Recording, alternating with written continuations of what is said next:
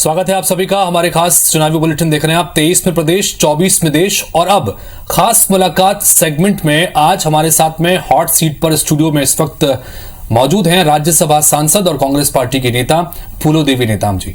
नेताम जी, बहुत बहुत स्वागत है आपका। धन्यवाद। इस बुलेटिन में हम दरअसल 2023 के विधानसभा चुनाव के साथ साथ 2024 में होने वाले चुनाव पर भी चर्चा करते हैं। अब चूंकि आप राज्यसभा के प्रतिनिधित्व कर रही हैं कांग्रेस पार्टी की तरफ से, चुनावी साल है, कांग्रेस की तैयारियों को आप किस तरह से देख रही हैं 2023 में यहां पर और 24 में देश में? देखिए, 2023 में छत्तीसगढ़ में माननीय मुख्यमंत्री श्री भूपेश बघेल जी ने बहुत बड़ा रचनात्मक कार्य किए हैं, जिससे जनता कांग्रेस के साथ है और 2023 के चुनाव में यहाँ पे निश्चित तौर पर कांग्रेस की सरकार बनेगी। किसानों का कर्जा माफ, समर्थन मूल्य में धान और इसी तरह जन कल्याणकारी जो निचले स्तर पे योजना बना के लॉन्च करके लोगों को फायदा देने का काम कर रहे हैं, आर्थिक दृष्टिकोण से बढ़ाने का काम कर रहे हैं।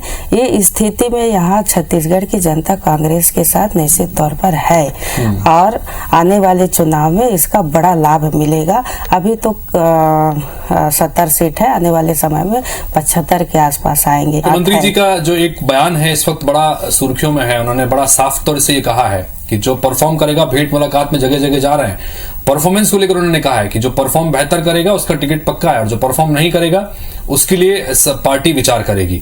इस बयान को आप किस तरह से लेते हैं? क्योंकि परफॉर्मेंस बहुत महत्वपूर्ण है। आप कह रहे हैं कि पिछली बार हम 68 जीत के आए थे, फिर अभी 71 पर हैं और आप 75 का दावा कर रहे हैं। उनके इस बयान को किस तरह? देखिए, वो मुख्यमंत्री हैं और वो जान रहे हैं कि कौन किसका परफॉर्मेंस कैसे है और ये टिकट तो हाईकमान का फैसला करता है, हाईकमान फैसला करता है और जिसको भी हाईकमान ने टिकट देगा और वो कांग्रेस एकजुट है, संगठन मजबूत है और इसका फायदा मिलेगा।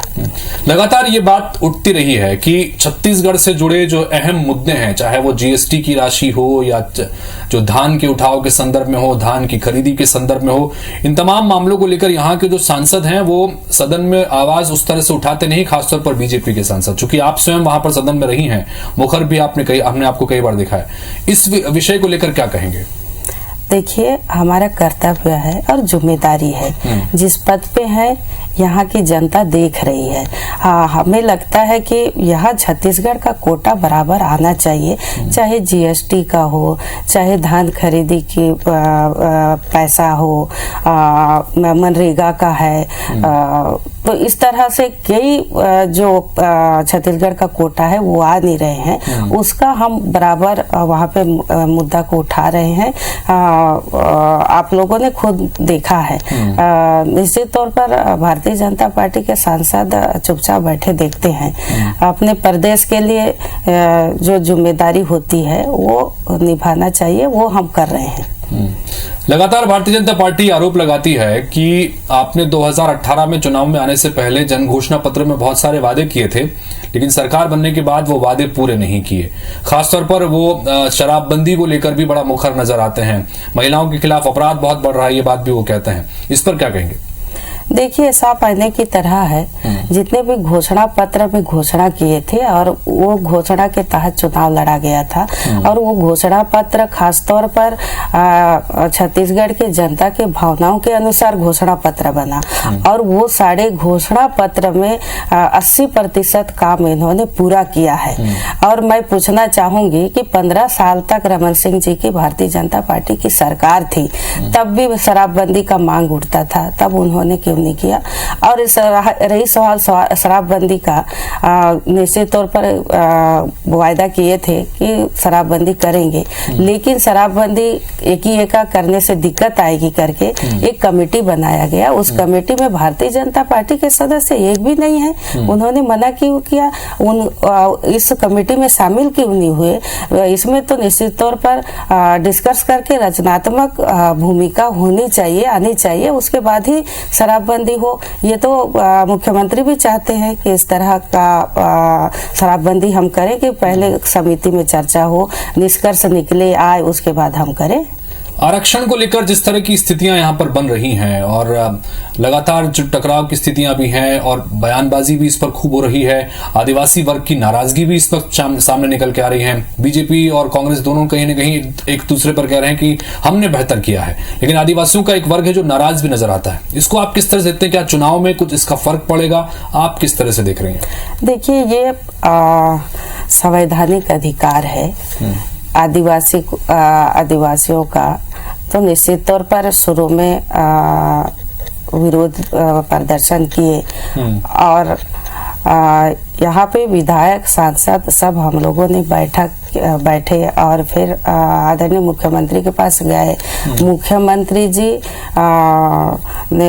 संवेदनशील हैं इसमें, उनको हम धन्यवाद देते हैं। उन्होंने राज्यपाल महोदय से भी चर्चा की।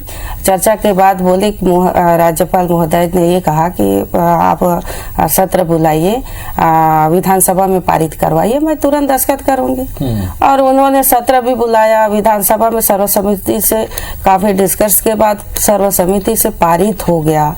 अब वो हस्ताक्षर नहीं कर रही हैं और मैं तो उनसे निवेदन करके कहूंगी कि हस्ताक्षर करें ताकि जनसंख्या के आधार पर ये आरक्षण का मामला सरकार के द्वारा प्रस्ताव पारित होके गया है ताकि यहाँ के लोगों को लाभ मिले, यहाँ के बेरोजगारों को लाभ मिल सके। पिछली बार के चुनाव में आदिवासी वर्ग का जबरदस्त समर्थन कांग्रेस पार्टी को मिला। आदिवासी इलाकों में खासतौर पर बस्तर में धर्मांतरण के संदर्भ में बड़ी चीजें निकल के सामने आ रही है, कई बार हिंसा जैसी चीजें भी आई और रासुका लगाने का ऐलान भी सरकार ने किया है कि अब अगर हिंसा होती है तो रासुका लगाई जाएगी। बीजेपी कह रही है कि तो इमरजेंसी जैसी हालात है, अघोषित इमरजेंसी यहाँ पर कांग्रेस लागू कर रही है। मैं बीजेपी को खासतौर पर पूछना चाहूंगी, सबसे ज्यादा चर्च जो बने हैं बस्तर में वो भारतीय जनता पार्टी के समय बने हैं। उनके समय ज्यादा धर्मांतरण की मामला हुआ है। अब सरकार कांग्रेस की है। भूपेश बघेल जी ने ये कहा कि धर्मांतरण का मामला आता है तो रिपोर्ट दर्ज करें, हम उन पे कार्रवाई कराएंगे और यहाँ तक भी कहा कि उनका हम जाति प्रमाण पत्र निरस्त करवाएंगे। इतना बड़ा फैसला किसने किया? ये आदरणीय भूपेश बघेल जी ने किए हैं कि ताकि धर्मांतरण ना हो, रोका जा सके। महिलाओं के खिलाफ अपराध की बात भी बीजेपी लगातार करती है कि यहाँ पर महिलाओं के खिलाफ अपराध बहुत ज्यादा बढ़ गया है। पिछले दिनों केंद्रीय मंत्री स्मृति ईरानी आई थी, बिलासपुर में हुंकार रैली भी उन्होंने की और उसमें बकायदा ये कहा कि सरकार की में बड़ी नाकामी के संदर्भ में भी बात कही और ये कहा कि अपराध जो है महिलाओं के खिलाफ बहुत ज्यादा बढ़े हैं। आप इसको किस तरह से देख रहे हैं? सबसे ज्यादा अपराध 15 साल पहले हुआ है जो आप लोग के पास भी रिकॉर्ड होगा। कांग्रेस की सरकार बनने के बाद ऐसे कोई बड़ा अपराध या ज्यादा केसेस नहीं आए हैं। यदि सरकार के सामने किसी प्रकार की बातें आती हैं तो जरूर उन्होंने तत्काल संज्ञान में लेते हैं और उस पर कार्रवाई भी होती है। मैं पूछना चाहती हूँ, जो बस्तर जैसे इलाकों में आदिवासी महिलाओं के साथ सबसे ज्यादा केस आप रिकॉर्ड उठा के देखेंगे तो भारतीय जनता पार्टी की सरकार के समय हुई है। बस्तर और सरगुजा ये दो मुख्य संभाग जो मुख्य रूप से आदिवासी बहुल माने जाते हैं। बस्तर की 12 और सरगुजा की 14, इन तमाम सीटों पर इस वक्त कांग्रेस का कब्जा है विधानसभा में।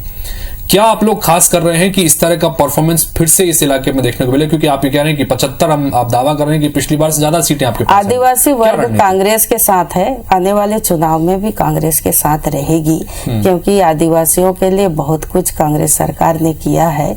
शुरू से कांग्रेस पार्टी के साथ आदिवासी जुड़ा हुआ है और इसका भरपूर फायदा मिलेगा। फिलहाल बहुत बहुत शुक्रिया स्टूडियो में आने के लिए, इतने महत्वपूर्ण विषय पर बातचीत करने के लिए। तो कुल मिलाकर फूलोदेवी नेताम बड़े आश्वस्त हैं कांग्रेस पार्टी के प्रदर्शन को लेकर। अब इंतजार करना होगा धीरे धीरे चुनाव की तरफ जब प्रदेश आगे बढ़ेगा तो किस तरह की चीजें और परिणाम निकल के सामने आते हैं। तो इसी के साथ फिलहाल इस बुलेटिन में इतना ही।